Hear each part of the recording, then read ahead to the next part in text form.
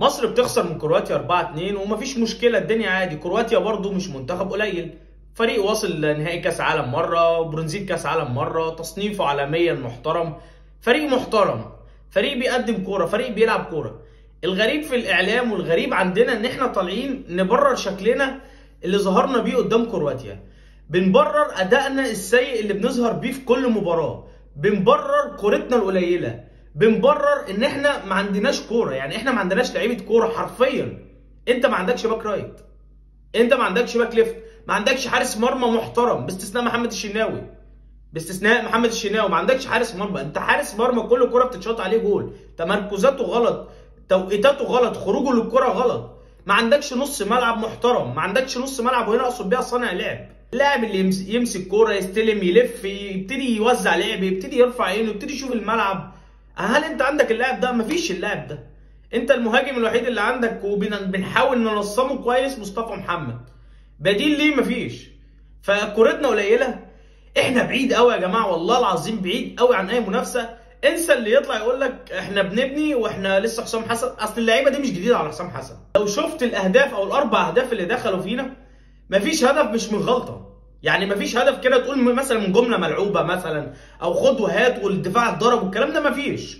تسديده في الجون الاول على ابو جبل معرفش ما صدهاش، واقف، قلت لك هو واقف وقفته غلط، حتى في حته التسديد او التايمنج، خروجه للكوره، الكلام ده كله غلط. الجول الثاني اللاعب طالع من الدور الثالث يلعبها، وما في يعني مش مفيش حد مضايقه، ده مفيش حد واقف على بعد 4-5 متر حتى بيحاول يقول له هش او نش او يشد له شورت، مفيش اي حاجه. ده في الجول الثاني. الجول الثالث نفس النظام، من كره ثابته بسذاجه دفاعيه بنتضرب. فحرفيا لو هتيجي تتكلم احنا مش هنقول لك بنستفاد من الوديات دي، انسى الكلام ده. اصل انا مش كل نسخه كاس عالم موجود فيها. احنا ككوره اقل بكتير قوي من ان انت تنافس على اي بطوله. انسى الكلام ده، انسى انك تنافس على بطوله في الوقت ده. طول ما في الجيل ده، طول ما في منظومه الكره اللي في مصر، او المنظومه اللي بتدار بيها الكره المصريه بالطريقه وبالسذاجه اللي بنشوفها دي، انسى اللي يقول لك بنستفيد ووديات ومش وديات. انسى الكلام ده، انسى الكلام ده. احنا ما بنستفدش اي حاجه غير التهزيق والاهانه. احنا ما بنستفدش اي حاجه. هاجي مثلا مش هشوف مثلا محمد هاني باك رايت للمنتخب؟ لا. هاجي مثلا مش هشوف ابو جبل في المنتخب؟ برضه لا. هاجي مش هشوف قفشه مثلا؟ اكيد لا برضه، فاهمني؟ هاجي مش هشوف الشامي مصطفى بقى؟ ايه يا جدعان ده؟ في ايه؟ هو ده منتخب مصر؟ هي دي اللعيبه اللي المفروض هنعمل بيها تاريخ وانجازات وارقام؟ ففكك باللي يقول لك بنستفاد، رغم ان انا عمال امجد في كرواتيا، وكرواتيا تاني عالم وتالت عالم والكلام ده كله، الا ان هي مش فرنسا، مش انجلترا، مش الارجنتين، مش اي منتخب تقيل انت لعبت او احتكيت بيه، مش من المنتخبات اللي انا قلت لك عليها دي.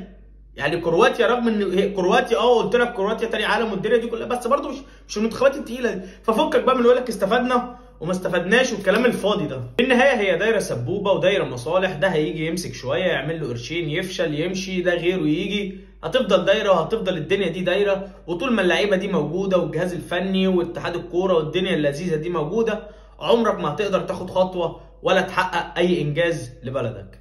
سلام.